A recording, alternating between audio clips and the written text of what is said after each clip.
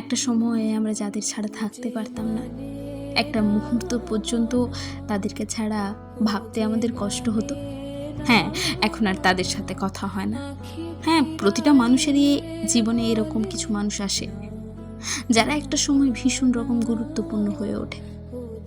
মাঝে মাঝে আমরা তাদেরকে নিঃশ্বাস মনে করে থাকি, আর ভাবি তারা ছেড়ে গেলে বোধহয় আত্মাটা বেরিয়ে আসবে।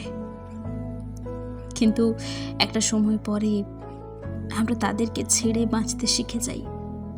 এমন নয় কষ্ট হয় না, কষ্ট হয়, ভীষণ রকম কষ্ট হয় প্রথম। আবার এমনও নয় যে একটা সময় সেই কষ্টটা পুরোপুরি ভুলে যাওয়া যায়, এটাও সম্ভব নয়। মনে হয় তারা মাঝে মাঝে, ভীষণ রকম মনে পড়ে। তাদের বলা কথা, তাদের করা কাজ আমাদেরকে মুগ্ধ করে। আবার তাদের করা ভুলগুলো আমাদেরকে পীড়াও দেয়। কি অদ্ভুত তাই না এই জীবন! আমরা কত কি ভাবি, কিন্তু সেরকম কিছুই হয় না। যেটা হওয়ার সেটাই হয়। আমরা এক জঙ্গল দিয়ে যেন হাঁটছি, যেখানে চেনা ওই গাছগুলো একটা সময় পিছনে ফেলে অচেনা হয়ে যাবে, আর ফিরে দেখা হবে না, কাছে যাওয়া হবে না। মাঝে মাঝে অতীত ভেবে মনে করব, কিন্তু আর ততটা কাছে যাওয়া যাবে না। ততটা কাছে কি, একটু কাছেও যাওয়া যাবে না। তখন কিছু বিষাক্ত অনুভূতি আসবে, যেগুলো পোড়াবে, নিঃশেষ করে দেবে, অথবা তোমাকে দুর্বল করে আবার সেই অনুভূতিতে ফিরতে বাধ্য করবে। কিন্তু সেটা কেউই চায় না। তাই তো ভাঙা সম্পর্ক জোড়া লাগে না।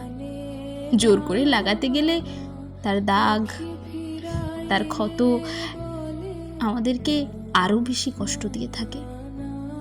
অতীত আমাদের মস্তিষ্কে থেকে যায়, কিন্তু আমরা ভুলতে পারি না পুরোপুরি। থেকে যায়, কিছুটা মুছে যায়।